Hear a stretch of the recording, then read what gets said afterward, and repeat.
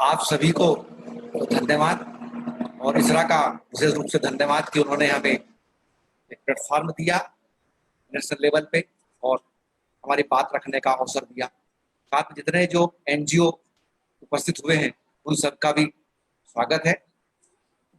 हम लोग ग्रामीण विकास संस्था मध्य प्रदेश के बैतूल जिले के ग्रामीण क्षेत्र में पिछले 25 सालों से काम कर रहे हैं। ग्रामीण विकास संस्था यूनिसेफ, AFID, UNDP और पॉल हेमलेन फाउंडेशन यूके, एक्शन-एड, इन लोगों के साथ में और साथ साथ जो स्थानीय स्तर पे जो शासकीय विभाग है, महिला बाल विकास है, जनपद पंचायत है, PHED है, इनके साथ में भी काम कर चुके हैं।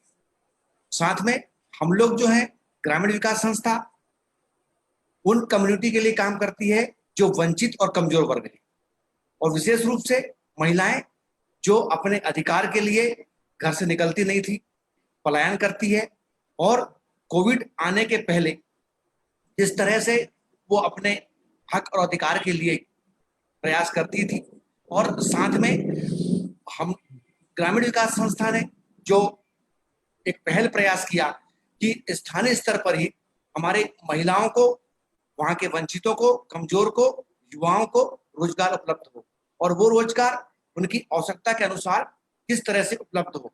इस तरह से ग्राम पंचायतों के साथ में समन्वय करके, समुदाय के साथ में, ग्राम सभा के साथ में और बैठक आयोजित की गई। बैठक करने के पश्चात उस तरह से पूरी कम्युनिटी को साथ में लिया। साथ में लेने के बाद मनरेगा पे भी हमने पहल प्रयास किया। मनरेगा पे पहल प्रयास करने के बाद में इस तरह से कि हम किस तरह से समुदाय को आगे लाएं और उनका अपना अधिकार जो है उनको प्राप्त हो। साथ में उनका ग्राम सभा के साथ में समन्वय स्थापित किया, संपर्क किया ग्राम पंचायत के साथ में और जो सेल्फ प्रोजेक्ट होता है उस सेल्फ आप प्रोजेक्ट के अंतर्गत ग्रामीण विकास संस्था ने समुदाय और ग्राम पंचायत के साथ में मिल करके प्रपोजल बनाया। प्रपोजल बनाने के बाद में उसको किस तरह से इम्प्लीमेंट हो उसके आधार पे जो हमारे गांव के जो लोग थे उनके साथ में मिल बैठ करके उनकी जो नीड थी, उनकी जो आवश्यकता थी कि वो मनरेगा में क्या क्या काम करना चाहते हैं, चाहे वो मेड़बधान का हो, कपिलधारा कूप का हो, चाहे वो खेत तालाब का हो, बलराम और अपना नंदन फरोद्यान का हो, इस तरह के जो भी उनकी प्रायोरिटी थी और उस प्रायोरिटी को फुलफिल करके उनका पूरा प्लान बनाया। प्लान बनाने के बाद में उस प्लान को हमने ग्राम सभा में जमा किया। ग्राम सभा में जमा करने के बाद में फिर वो पास हुआ। पास होने के बाद में ग्राम पंचायत के माध्यम से जनपद की ओर गया और जनपद ने उसको फिर TS दिया। TS होने के बाद में AS होकर के सीधा ग्राम पंचायत में आया और ग्राम पंचायत में AS होने के बाद में फिर वहां से उन्होंने काम का जो है मस्ट्रोल जारी किया। मस्ट्रोल जारी होने के बाद में फिर वहां पे उनको काम मिलना प्रारंभ हो गया। इस तरह से वहां गांव के अंदर मेड़बधान हुआ, मतलब फरोद्यान हुआ, कपिलधारा कूप हुआ, मतलब ये हितग्राही मूलक काम थे वो हुए।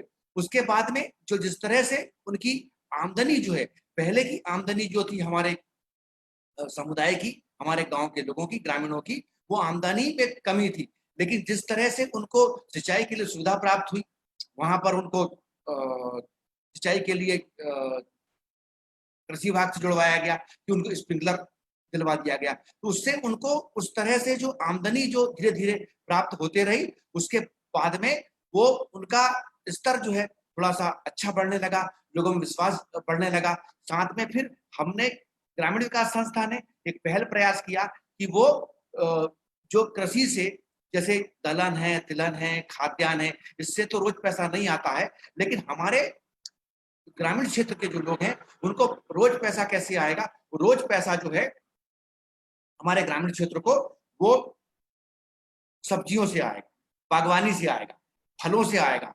तो उसके लिए प्लान बनाया और प्लान बना करके पहल प्रयास की और साथ में फिर हमने टमाटर की खेती करना शुरू किया, पपीता की खेती करना शुरू किया, काजू लगवाया। चूंकि काजू वाला क्षेत्र नहीं है हमारा, लेकिन उसके बावजूद भी काजू का हमने पहल प्रयास किया और हमारे करीब बहुत सारे किसान हैं जिन्होंने काजू लगा करके और उसको आगे बढ़े। पपीता हमारे यहाँ पर नहीं होता था, लेकिन ये देख रहे हैं आप किस तरह से पपीता का हमने बागवानी तैयार की और बहुत अच्छा हुआ।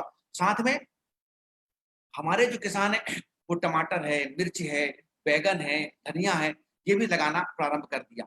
साथ साथ जो उनको पहले रोज पैसा नहीं आता था वो पैसा आना शुरू कर दिया। ये जो आप स्लाइड देख रहे हैं बायोडायनामिक खाद है, ये सिर्फ और सिर्फ 30 दिन में तैयार हो जाती है। क्योंकि हमारे गांव में लोग जो है वो कचरा इकट्ठा करते हैं, कचरा इकट्ठा करने के बाद में उसको वैसे ही छोड़ देते हैं। लेकिन हमने उसमें इसमें गोबर का लेप करके और इसमें जो है कुछ और तत्व मिला करके और डाला गया, और डालने के बाद में ये खाद जो है मात्र 1 महीने में तैयार हो जाती है। 1 महीने में खाद तैयार होने से उसके बाद में इसका उपयोग जो है हमारे किसान लोग करने लगे। पहले हमारे किसान लोग उपयोग नहीं करते थे, वो समझते थे हम किस तरह से इन खाद को डालेंगे। तो हमारा जो रसायन डालते थे, पेस्टिसाइड डालते थे, तो उससे हमारा और इसे जैविक में अंतर होगा तो उत्पादन कम होगा।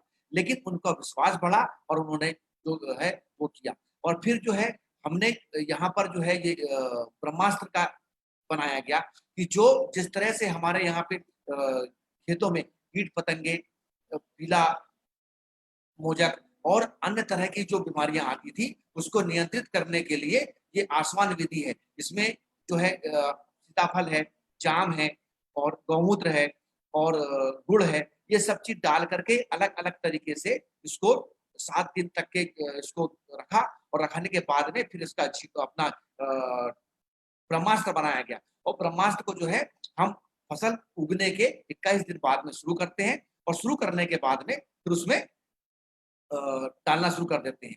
ये जो आप देख रहे हैं तो उससे जो है उत्पादन बढ़ा, उसमें बीमारियां नहीं आई, और साथ में हमारे जो किसान हैं उनका विश्वास भी बढ़ा और उनको रोज प्रतिदिन जो है पैसा आना शुरू हो गया। ये जो मल्चिंग वाला देख रहे हैं, ये पपीता के लिए हमने उपयोग किया था कि हमारे जो किसान हैं वो किसान पहले इस पे विश्वास करते नहीं थे, ना किसानों को मल्चिंग के बारे में जानकारी थी।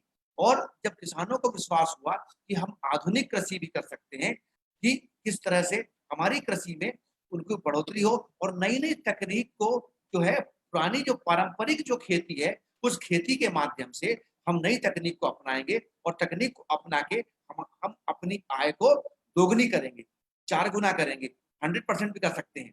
तो जिस तरह से सरकार, भारत सरकार भी चाह रही है कि किसानों की आमदनी जो है वो डबल हो जाए। लेकिन डबल कैसे होगी किसानों की आमदनी? आमदनी किसानों की डबल तब होगी जब उनके पास में नई तकनीक आएगी, परंपराएं से हट करके भी वो करेंगे और परंपराएं को साथ में भी काम करेंगे। उन्हें उन्नत किस्म के बीज चाहिए। बीज तो मिल जाएंगे उन्नत किस्म के, लेकिन वो बीज चाहिए जो बीज से बीज पैदा कर दे। अभी जिस तरह से हाइब्रिड में जो बीज आ रहा है वो बीज से बीज पैदा नहीं कर रहा है। लेकिन हमारा जो ग्रामीण क्षेत्र का जो सोच है और ग्रामीण विकास संस्था का सोच है कि हमारे जो लोग हैं उनको विश्वास हो जाए कि अब जो है हम जो उत्पादन लेंगे वो उससे हमें भरपूर मात्रा में आमदनी भी बढ़ेगी। और जब बढ़ेगी तो इस तरह का जो विश्वास होगा, तो जिस तरह से अभी पूरे देश के अंदर मध्य प्रदेश जो है वो गेहूं के उत्पादन में सर्वाधिक आगे चल रहा है। तो ये जो अभी जो आप देख रहे हैं जैविक पीठ है, ये केचुआ खाद केचुआ से बनती है। ये 2 फीट है ये। तो 2 फीट में केचुआ जो है ये पूरी खाद डाल दी जाती है, और मतलब इसमें गोबर है, कचरा है, ये डालने के बाद में फिर उसमें उसको ऊपर से लेप लगा दिया जाता है गोबर का, और उसको काली पन्नी ढक दिया जाता है। ढकने के बाद में हर 3-4 दिन बाद में इसको अल्टी पल्टी की जाती है, और अगर गर्मी के दिन है विशेष रूप से तो इसमें पानी का छिड़काव किया जाता है।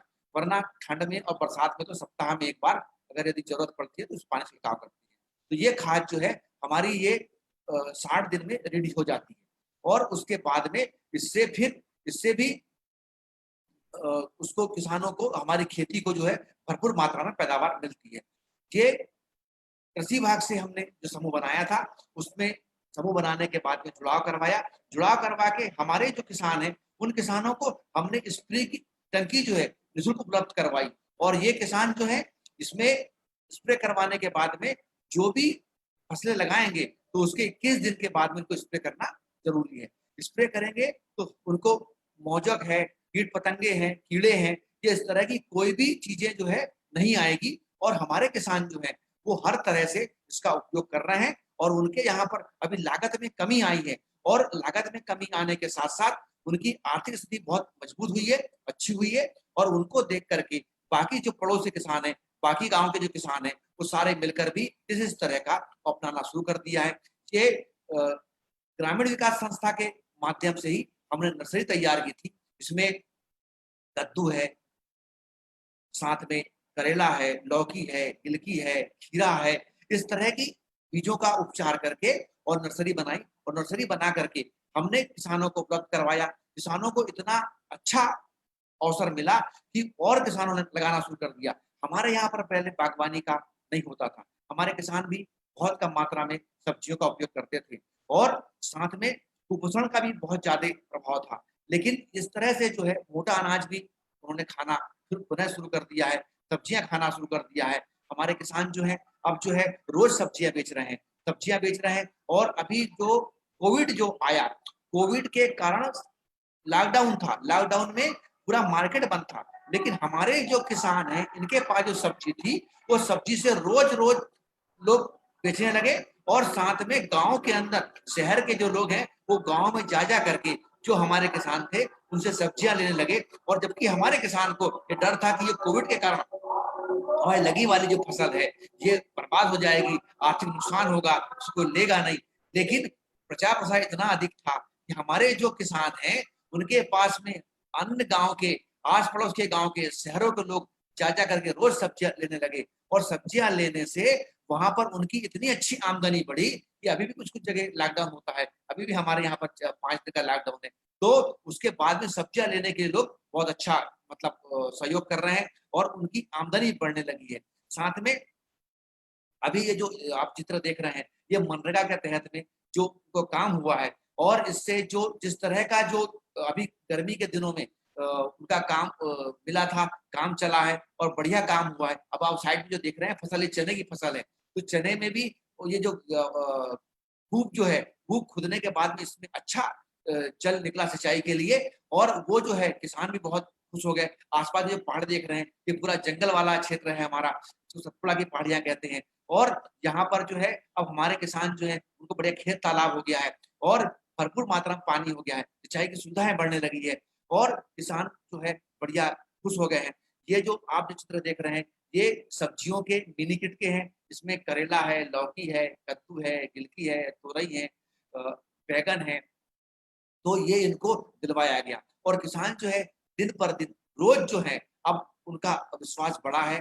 साथ में यही चाहेंगे कि सरकार जो है, भारत सरकार कह रही किसानों की आमदनी डबल करेंगे। और कोविड जो है, कोविड आने के पूर्व स्थिति थोड़ी अलग थी, आज बहुत परेशानी है, पलायन करके भी लोग आए हैं, और पलायन के साथ साथ जो हमारे किसान जो हैं वो भी चाह रहे हैं कि हम जो है अच्छे से हमारे लोगों को समझें, और सरकार भी ये समझे कि कोविड जो है एक महामारी है, और ये महामारी से कैसे हम बचें।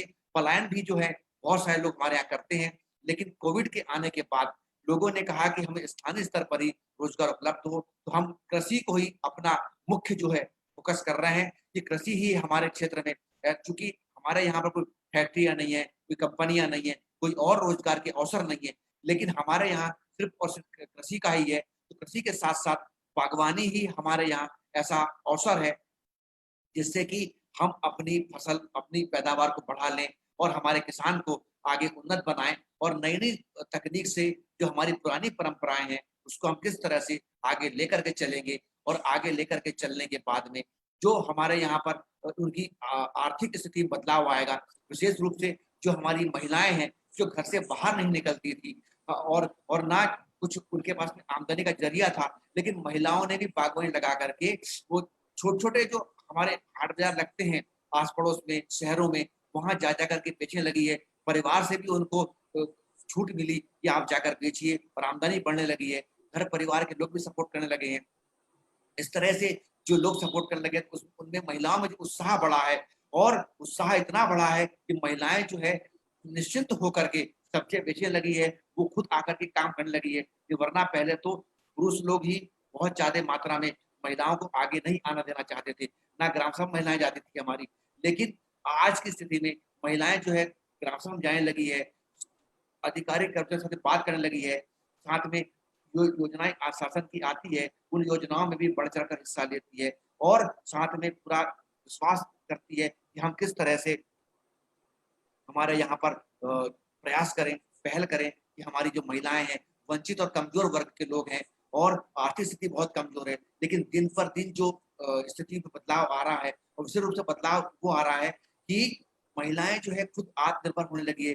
ग्राम सभा में जाकर के बात करने लगी हैं और अपने मुद्दों की बात करती है, चाहे वो पानी की होगी, पलायन की होगी, रोजगार की होगी, चाहे किशोरी बालिकाओं की होगी, चाहे कुपोषण की होगी। ये सारी बातों को लेकर के गाँव के अंदर अब पहल प्रयास करने लगी है और जिस तरह से इसरा ने भी जो हमें प्लेटफ़ॉर्म उपलब्ध करवाया है, हम उनका तहे दिल से आभार करते हैं और साथ में और भी एनजीओ के माध्यम से हमें मिलने का, जुड़ने का अवसर मिला है और सारी बातें करेंगे क्योंकि समय अभाव है। शायद मेरा अपने तारक जी मेरा शायद समय पूर्णता की ओर है।